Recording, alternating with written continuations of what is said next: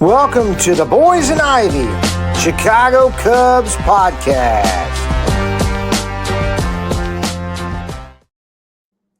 Hey, what's up, everybody? Welcome to the Boys and Ivy. I am your host, Jason Mead, alongside with my co-host, my son, best buddy in the world, Parker Park Chat Mead. What's up, everybody? Hope you guys all had a great weekend. The Cubs didn't play. They finally lost. They finally lost their first game, and now, but hey, they're still on fire. The Cubs have a hot start of 8-2 and two ties. Pardon. We've been playing very good, but we did get our heads busted today by Diamondbacks 10-2. Gosh, what are we doing? Yeah, we started off 8-0. We've been doing great. Pete's been doing really good. I think he's batting like 500 with like a home run and like 4 ribbies. Yeah, he's doing really good. Bruhan and all those guys have been doing great. Gage Workman. Gage Workman too. Yeah, hopefully we can keep this streak going and not lose many games and carry that over to the Tokyo series and win both of those games. Yeah, like I said, they started off 8-0. We thought they'd never lose. We thought they were going to go 162-0. I actually said 157-5, but they've been, dog whopping everybody, just, folding them in their clothes, right? Folding them right in their clothes. Yeah. By God, I tell you what. Folding in the clothes, by God. You know why they've been playing really good. You know why they call us by God? You know why they call the Cubs by God? Because they got football. They got their heads busted today, like you said, but oh well. Matt Shaw made his spring training debut this weekend. Went 0 for 3. Finally. But he's playing. He said he's 100%. Finally, he's playing. He said he's 100%. Went 0 for 3. It is what it is. Whatever. But we did not get to see him field a ground ball at third. But he'll get plenty of chances. What do you think, Park? Yeah, 0 for 3. I mean, he's getting that's his first game probably in a while now, unless he did some other winter stuff. But he's gonna be a guy that we know that's gonna be pretty decent. So I'm not too worried about him. Just hopefully he can stay healthy. That's the only thing he needs to do is try to stay healthy, make sure he's hitting, fielding ground balls, and he'll be fine. Yeah, and there's also some news that Nico Horner is going to skip the Japan game. So I'm still dealing with that forearm injury. That's been one of the major concerns about spring training this whole time is the Nico injury. What do you think? You think he's going to get how many games do you think he's going to be out to start the season? What do you think? Over under 10. I don't know. Like, I kind of want to say, like, I think he'll be out for, like, a series. And then, like, after a few more games after that, I think he'll come, like, probably, like, 1 to 2 series, and then he'll come back. So, probably about the under on that. I think he'll be back pretty quick because after the Tokyo, because he can just stay there, so he can stay healthy and try not to throw a lot, just like a little bit, try to get his arm back. But I guess we'll just see kind of how it goes. So, but I hope he plays a lot this year and doesn't have any more problems with his arm because he's a great defender. He hits pretty good. So that would be a big loss for us. Yeah, he was up and down last season. He didn't I think he hit like 273 or something like that, but he's got great bat to ball skills, and we're definitely going to need him because he's just a heck of a defensive player up the middle alongside with Dansby Swanson. Another news that came out, Sammy Sosa opened up to USA Today about the steroid use. Basically come out and said that, they weren't blind by it. I mean, back in that time, a lot of the guys are doing it. I mean, to me, it doesn't change my feeling on Sammy Sosa because he's one of the best players that I've ever seen growing up, watching him, and just, man, he was just so fun to watch. But I mean, the elephant in the room is, all those guys, but Barry Bonds, I'm not condoning steroid use at all, but I tell you what, it made the game fun to watch with him, McGuire, Bonds, all the guys just hitting tanks out. It was definitely fun to watch. I don't think steroids actually helps you hit a baseball.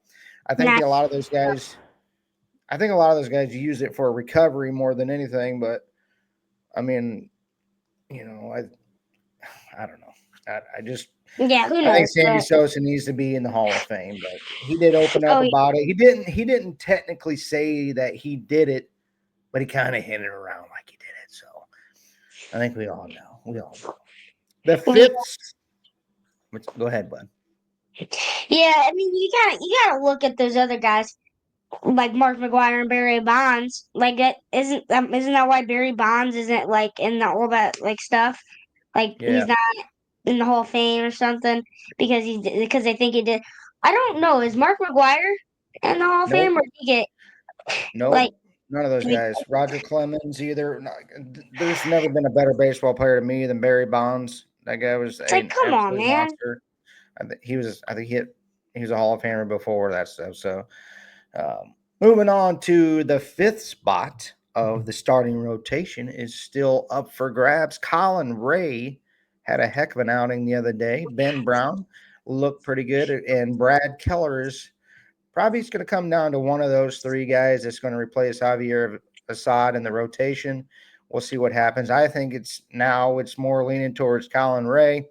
Um, I don't know. Brad Keller, there were some rumors about Brad Keller, but he got roughed up the other day. So I think he's probably the low end on the totem pole here. But who's your pick out of those three to win the spot, Park? My pick out of it, I think I'm gonna go with Colin Ray, and I would say start Ben Brown at AAA because really Colin Ray, you just said that he just pitched a very good outing, and I think Ben Brown's gotta get a little better in AAA, and I think he'll make it back to to the majors if they end up picking Colin Ray, but. Hopefully Ben Brown stays healthy and can come to the MLB and just be a star. Ben Brown would be my decision if he was had a little bit more experience. But right now, I'm leaning towards Colin Ray because he just pitched a very good game, and he's a great pitcher too. Colin Ray went 12-6 for the Brewers last year. Definitely a solid starter. We're fans of Ben Brown, though. I mean, eventually we want to see him Yeah, take over that spot. But today is preview. Today's show is player preview. Lieutenant Dansby Swanson. Today, we're going to go over some stuff of his, some of the stats that he did last year. Dansby is he's a fan favorite, a really good player, a World Series champion, but we need him to pick it up a little take off. bit, and hopefully this year is his year that he takes the horns and tears it up. Last year, he batted 242, 16. How many? 16 home runs, 66 RBIs, and hovering around the 700 mark of the OPS at a 701. He's And he is a kind of 7-year deal, Parker. $177 million. He loves that number 7. What number is he, Parker? he is number 7 too. He's always 7. He's 777. He is. Yeah. 7 years of the deal.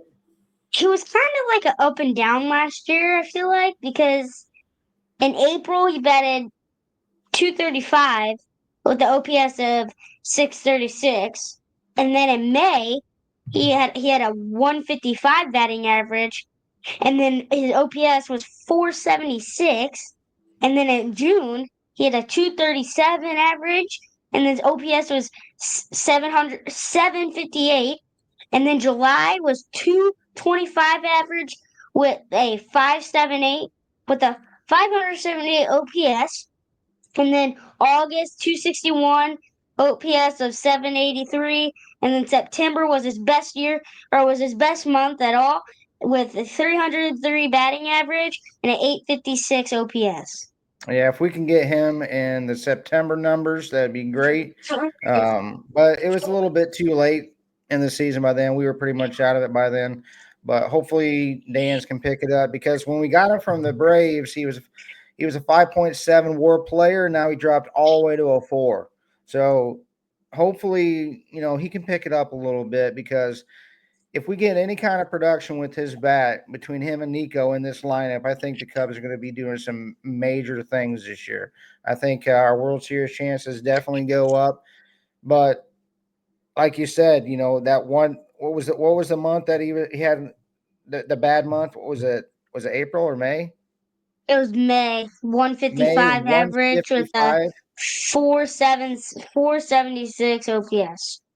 You can't get a $177 million contract and not hit your weight. So hopefully, he can do that. And hey, and going back to that sevens, like I said, his number's 7, and he had a $7 million signing bonus, man. So hey, we're definitely going to need you to probably get OPS up, be mid sevens, closer to the upper 8 echelon. So hopefully, Lieutenant Dan can bring that back. Last season, he had a nagging injury that he dealt with, and he on the off season he had a core muscle surgery. If you're hurting down here in the belly area, you're swinging. I mean, Oh yeah, man. That's gotta contribute to the low numbers. What do you think, Bart? Oh yeah, man. Because if you get this core right here does a lot when you're swinging. Because you got your abs right here. You swing through, and that could hurt right here because you had that surgery, and then you go swing. That could mess him up right here. So yeah, that could have been part of the problem. But just hopefully like he has no core muscles in the future, and stays healthy and and like you said, hopefully he has a breakout year. And I remember when my core was a little flatter than it is now. But time catches up to you, kid. Few root beers and you'll have like mine too. So, but hopefully Dan's gets back and gets that core right, gets back and hits like he did with the Braves because he was a stud with the Braves. Oh He yeah. was a number 1 draft pick out of Vanderbilt, and hopefully we can get him back to what he does best. But what he does do best is this: he is a phenomenal defensive player. He is a stud, STUD. But Back to back gold gloves. some of the plays he makes at shortstop are unbelievable. My favorite play that he makes in the infield is the ball in the 5-6 hole, slides, backhand, plants the leg, boom, throws a dart across a diamond, one hop to the first baseman, picks it out of the dirt, and he's out. It's Is that your like favorite play? it's like if we're playing MLB the Show and you're the Cubs or I'm the Cubs, you hit it his way, you're out. You're gone. It's insane. He makes some crazy plays And that today I we're featuring, since we're featuring a shortstop, me and Park Chop is both featuring probably my favorite shortstop in Cubs history. This guy. Whoa, whoa, whoa, whoa, whoa. Chair hit the table. But this is El Mago's jersey. Parker's got El Mago's jersey on too. The Wizard, one of the best defensive players in Cubs history. Probably the most oh yeah. electrifying. He's probably the most fun player that I can remember. And the bobblehead of the day is El Mago. Javier. Javier Baez. He can't hit a lower and outside slider to save his life, but you know what? He was fun to watch for the Cubs. He's always going to be a legend, but he was fun to watch. Now, going back to Dansby, do you think Wrigley Field affects his hitting numbers? Nah. I think that he had a bad year. Yeah. There's no way. You can't blame it on that. You you have no excuse for that. You should not. That's not an excuse. Wrigley Field's a great field. I Yeah, mean, what do you for think? it was tough on right-handed hitters last year, I thought. I mean, it was tough on all hitters. I mean, you remember that the series that the Cubs played the Yankees. I mean, Aaron Judge and Juan Carlos Stanton hit balls that were 110 miles an hour and still couldn't fly there. So I don't know what's going on with Wrigley Field and the way it's playing right now. But I don't know if it had anything to factor into doing it. But hopefully, Hopefully it's probably the injury. I would say it's probably the injury. Yeah. And we also talk about his OPS, and from this year to last year, it went from 744 down to 701, dropping 43 points there. Um, and that batting, what was his batting average the last 2 years, Spark? You got it? 2023, his first year was 244, and then last year he had 242. 242. Well, I'm expecting a bust out season this year. So you tell me, what are your overall number predictions for Lieutenant Dansby Swanson on the 2025 season? What do you think he's going to hit? I'm gonna go with a 283 batting average, Nice. 21 dongs, Dongs. and then 77 RBIs. Oh, you're going with the sevens, huh? And then for OPS, probably like a 784. 784. You know what? I'm going to go 277. 21 home runs. I got 21 home runs. 77 RBIs and OPS of 777. What do you think of that? Maybe.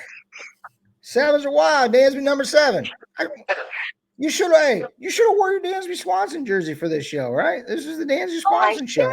Oh man, you butchered that. Good night, kid. No, we had a fun weekend this weekend. We went down to Indy and we got to check out the NFL Combine. Parker ran the 40. Him and Andrew ran the 40, and Dad ran the 40. And it definitely reminded me that I'm in my 40s because I ran it in, oh God, I'm embarrassed. What was my time? You want to let the world know my embarrassing time? Okay, it's not as bad as you would think. It's only, I mean, it was a 991, but God, good night. I had a 665, and then Andrew had like a 721, I think is what it was, something like that. And I got a hip flexor problem this morning too. That's for sure. Running that sucker. But hey, we did do the vertical jump too as well. That And was you jumped higher cool. than some NFL players. I did. I jumped higher than them offensive linemen. Couldn't believe it. What was my vertical? 31, 32? 30, I thought 31, 31 or 32. About fell down. It was Mine was pretty fun. 28.5. So what was your overall experience with that? The combine experience. What did you think of that? I think it was really cool how they like set up everything. They had like all the NFL helmets, and they had some jerseys. They had the Bears jersey. They Bear had the down, Chiefs. baby. They had the Chiefs, and then the Colts. And I don't remember. I think there might have been a Bucks one, but it was really cool how they kind of set it up because the 40-yard dash was like really cool how they did it. They had like a screen in the background. They had Saquon and Derrick Henry, the ones that ran it, and then like it was on like a video board. They had their times, and then there the vertical jump that was really cool, and then the snapping one. That punt snap's a long snap. Holy cow! I went 2 for 3 on the snaps. I almost had that long snap too. That was fun. No, it was a good experience. Went and checked out the Pacers game. Pacers and the Bulls. Bulls had a lead, and of course they blew it again. Pacers ended up dog whopping them by 12, I think. But yeah, we over had pretty fun weekend, right, Park? Yeah, really fun with him. All right, Parker. He's got something for the fans. So, who's your guys' favorite Cubs player of all time and why? Comments below. Dad, who's yours? Tell all the world who's yours. Well, it's not hard to figure it out. You just got to look behind me. It's the GOAT, Ryan Sandberg, greatest, my favorite Cub player of all time. If I had to rank him in an order, if it wasn't Sandberg, I'd have to go slamming Sammy Sosa because the excitement of watching slamming Sammy Sosa was like no other. And then probably third, this guy right here. I know he's struggling now, but watching El Mago, what's that? What about Ernie? I didn't get to see Ernie Banks. I didn't get to see Ernie Yes, Banks. to go. I love Ernie Banks, but I didn't get to see him. I ain't that freaking old. But what about you? I mean, who's your favorite player to watch? Well, nowadays it's Pete, but if I had to pick one from back then, oh, it is like from prior time, it would probably be Sammy Sosa or probably Sanborn. But I used to love Baez too. I like Baez. He was a great player for us. He was He won the World um, Series with us. big part of the winning the World Series by us, and if we like watching defense, we like watching Dan. We love watching Dansby play shortstop, but we love watching Bias play shortstop too. And this guy wasn't too bad himself right here.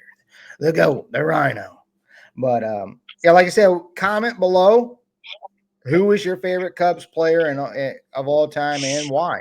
If you got a couple of them, let us know. But comment below. But we just want to thank you guys for tuning in to today's podcast. Like I said, we are the Boys and Ivy Father Son podcast. Comment below, like the video, share it if you would, subscribe to us on YouTube. We're going to keep bringing you these videos week by week. Once the season started, we're going to crank it up a little bit more. But we want to thank you for tuning in to today's show. We have a blast doing it. And Parker, hey, let's go break us down. This is Boys and Ivy, and we're out. Thank you for watching the Boys and Ivy Cubs podcast. And like always, Go Cubs, go!